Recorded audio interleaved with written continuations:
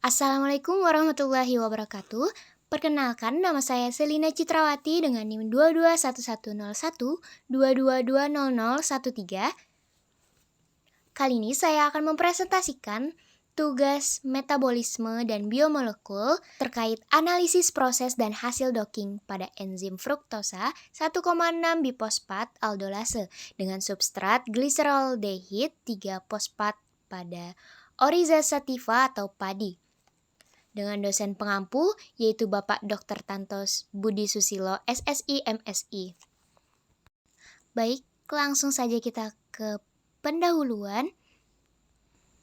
Menurut Berg et al. Pada tahun 2002, fruktosa 1,6-bifosfat aldolase merupakan enzim yang berperan penting selaku kunci dalam jalur glikolisis yang berfungsi membelah molekul fruktosa 1,6-bifosfat menjadi dua molekul, yaitu gliseraldehid 3-fosfat atau G3P dan dihidroksiaseton fosfat.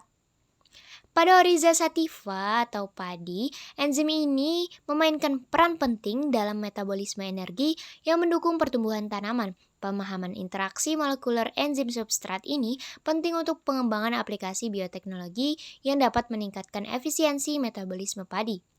Menurut Nelson dan Cox pada tahun 2008, jalur glikolisis ini merupakan langkah awal metabolisme karbohidrat yang menghasilkan pirufat, ATP, dan NADH yang kemudian berperan dalam produksi energi.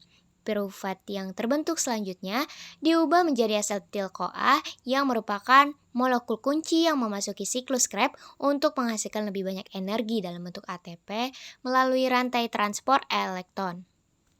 Efisiensi dan stabilitas interaksi antara fruktosa 1,6-bifosfat aldolase dan G3P berperan penting dalam memastikan produksi energi yang optimal di tahap awal metabolisme. Adapun tujuan dari percobaan ini yaitu memodelkan struktur 3D dan menganalisis interaksi antara enzim fruktosa 1,6-bifosfat aldolase dan substrat gliseraldehid 3-fosfat pada Oryza sativa. Secara khusus, docking ini bertujuan untuk mendapatkan stabilitas struktur enzim dengan bantuan plot Ramachandran dari DNA sequence dan binding affinity dari modeling enzim substrat menggunakan Pirex. Adapun manfaatnya yaitu analisis proses docking ini diharapkan dapat memberikan wawasan penting terkait efisiensi kerja fruktosa 1,6-bifosfat aldolase pada padi, serta pemahaman yang lebih baik tentang mekanisme molekuler yang terlibat dalam glikolisis dan siklus Krebs pada tanaman padi. Informasi ini dapat menjadi dasar dalam pengembangan aplikasi untuk peningkatan produktivitas padi atau untuk optimasi enzim ini dalam proses metabolisme pada tanaman lainnya. Adapun metode kerja pada percobaan ini yaitu pencarian dan penyapan data struktur enzim dan substrat melalui struktur 3D fruktosa 1,6-bifosfat aldolase diperoleh dari UniProt dan Swiss Model, sementara struktur substrat gliseraldehid 3-fosfat diambil dari PubChem. Adapun docking molekuler melalui perangkat Lunax BioVia Discovery Studio membantu dalam analisis dan visualisasi hasil docking secara mendetail, termasuk identifikasi residu-residu aktif yang berinteraksi dengan substrat. Kemudian, menggunakan perangkat lunak Pirex digunakan untuk simulasi docking antara enzim dan substratnya.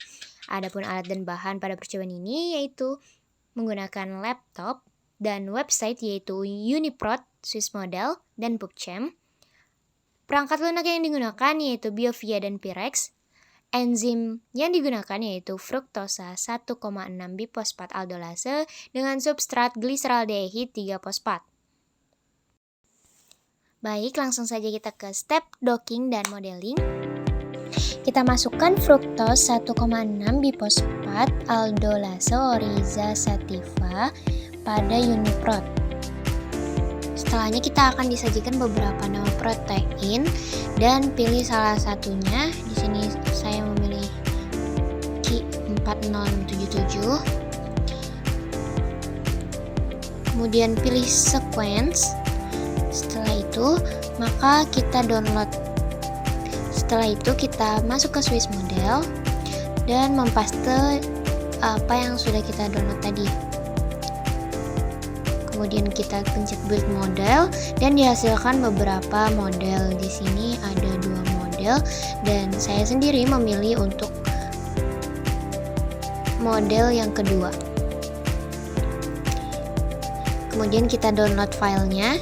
Setelah itu kita pencet struktur assessment.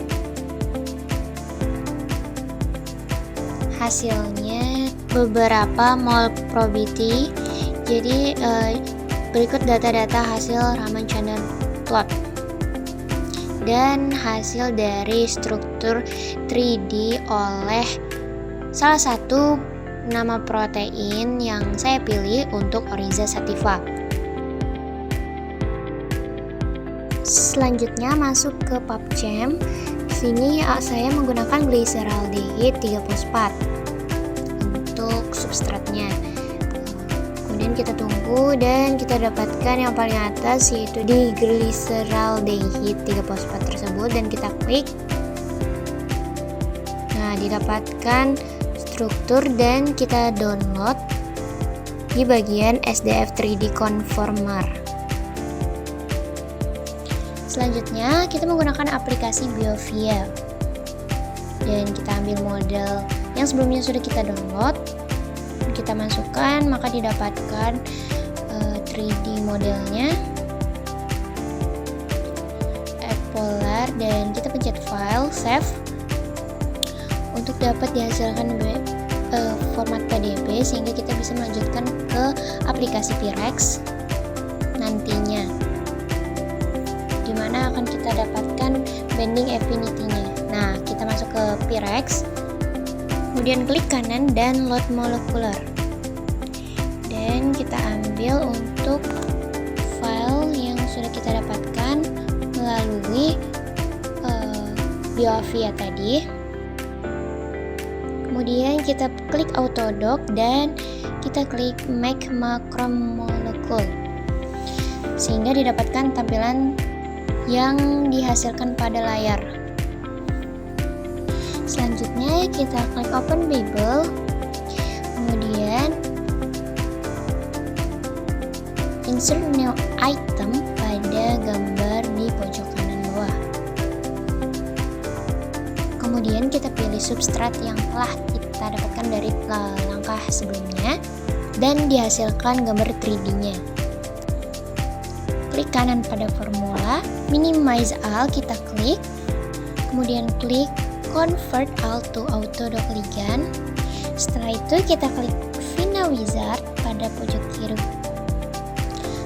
klik forward untuk mendapatkan hasil yang berbeda, dan kemudian klik maximize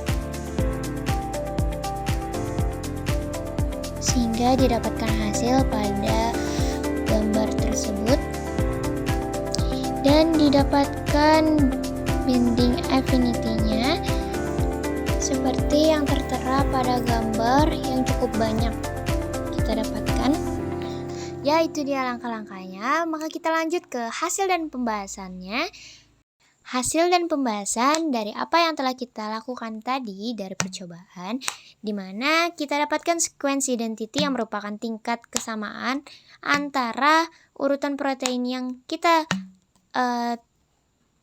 tidak ketahui dengan struktur protein yang kita ketahui. Jadi, di mana melalui gambar didapatkan bahwa nilai sequence identity sebesar 100% yang menandakan bahwa struktur modeling memiliki kemiripan yang sangat mirip strukturnya dengan template. Di mana semakin tinggi nilai sequence, maka semakin akurat permodelan yang dibuat. Adapun K-mean yaitu fungsi penilaian di mana gabungan yang dapat menentukan perkiraan kualitas absolut untuk seluruh struktur dan residu asam amino berdasarkan satu model tunggal, di mana skor K-mean yang didapatkan aslinya berada dalam kisaran 0 sampai 1, di mana nilai 1 berarti baik serta akurat dalam mempresentasikan struktur modeling, dengan yang kita dapatkan yaitu 0,92 yang mendekati sangat akurat untuk mempresentasikan struktur modeling. Adapun hasil yang kita dapatkan atau peroleh yaitu juga termasuk Ramachandran plot, di mana mole probability skornya 1,19. Nah, skor mole probability merupakan indikator keseluruhan kualitas model protein, di mana nilainya menunjukkan bahwa struktur ini memiliki kualitas yang baik, berada dalam kisaran nilai yang umumnya dapat diterima untuk model protein yang valid. Sedangkan class score yaitu 0,68, di mana class score sendiri mengindikasikan adanya benturan classes antar atom dalam struktur. Nilai 0,68 sendiri menunjukkan bahwa benturan antar atomnya sangat minim, yang berarti struktur ini memiliki pengaturan geometris yang baik dan rendah kemungkinannya adanya konflik antar atom. Ramachandran-Foveart itu bernilai 92,49%, di mana persentase menunjukkan jumlah residu dalam struktur yang berada pada sudut torsional yang disukai dalam plot Ramachandran. Nilai tersebut menunjukkan bahwa mayoritas residu berada dalam sudut yang diizinkan atau disukai, yang berarti struktur ini stabil secara konformasi. Adapun Ramachandran outliers yang berupa sebanyak 1,81% residu, termasuk outlier di plot Ramachandran, yang berarti mereka berada di luar sudut yang diizinkan dan disukai. Residunya termasuk A33, A34, A216, A37, A21, A9, dan A2. Persentase ini masih dalam batas toleransi, tetapi dapat dipertimbangkan untuk perbaikannya selanjutnya nanti. Adapun Rotamer outliers senilai 0,97%, di mana menunjukkan residu yang memiliki konfigurasi sisi rantai Rotamer tidak umum. Dalam hasil ini hanya 0,97% residu yang merupakan outlier Rotamer yang relatif rendah dan menunjukkan struktur yang stabil. C beta deviation, terdapat 2 deviasi C beta pada residu A9 dan A10. Deviasi ini itu dapat menunjukkan kemungkinan ketidakstabilan atau deformasi lokal di struktur protein. Adapun bad bonds, tidak ada ikatan buruk yang ditemukan dalam struktur tersebut, sehingga menunjukkan kualitas ikatan yang baik dan minim kesalahan topologi. Adapun bad angles, terdapat 18 sudut buruk dari total 4091 yang menunjukkan bahwa sebagian kecil sudut dalam struktur mengalami sedikit deviasi dari nilai yang diharapkan. Adapun nilai binding affinity-nya pada tabel diperlihatkan ada minus 5,7 dan juga minus 5,6 kilokal per mol, di mana menyatakan bahwa bagaimana kekuatan ligan dapat berikatan dengan target. Sehingga nilai negatif di sini berarti interaksi antara ligan dan target itu semakin stabil dan semakin kuat. Adapun kesimpulan yang dapat saya sampaikan pada presentasi saya, yaitu modeling enzim fruktosa 1,6-bifosfat aldolase menggunakan Swiss model didapatkan hasil sequence identity sebesar 100% yang menyatakan bahwa model tersebut sangat mirip dengan yang sebenarnya. Dengan kualitas model yang cukup baik dibuktikan pada nilai Q-mean, mole probability, dan Ramachandran plot, di mana memenuhi persyaratan yang terindikasi cukup baik. Binding affinity pada docking enzim fruktosa 1,6-bifosfat aldolase dengan substrat glyceraldehyde 3-fosfat sebesar minus 5,7 kilokal per mol yang menghasilkan interaksi antara ligan dan target bersifat stabil, spontan, dan kuat. Itu saja yang dapat saya sampaikan. Terima kasih atas perhatian rekan-rekan semuanya. Saya harap apa yang saya sampaikan dapat bermanfaat bagi saya dan bagi yang mendengarkan. Apabila ada salah kata mohon dimaafkan karena kesalahan murni dari saya dan kesempurnaan hanya milik Allah Subhanahu wa taala. Terima kasih, sampai jumpa di lain waktu. Terima kasih. Wassalamualaikum warahmatullahi wabarakatuh.